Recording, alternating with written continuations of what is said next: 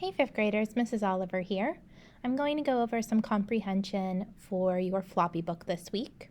We are on Unit 5, Week 1, and the story is called Miguel in the Middle. You can find that on pages 270 through 273.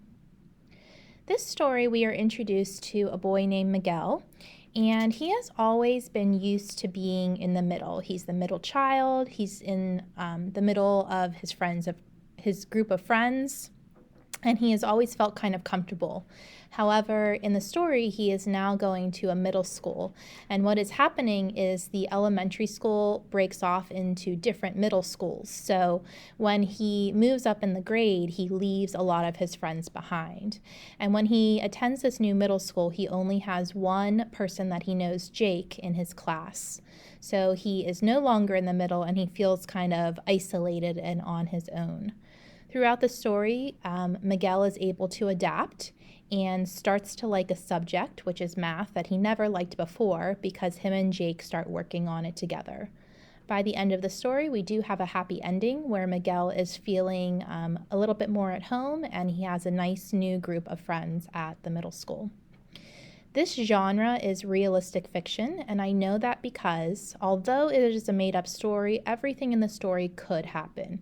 We could have a boy going to a new school and making new friends. There is nothing imaginary in this story. There's no unicorns, there's no leprechauns, they're not traveling in time.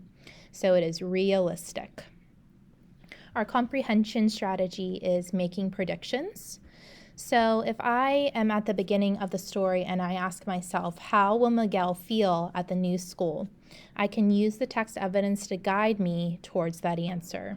So I can tell that he feels like the school is really different. He's unhappy about going to the new school. And once he starts spending some time with Jake, he kind of changes his feelings and starts to transition that this might not be so bad. Maybe Jake can become a better friend to him.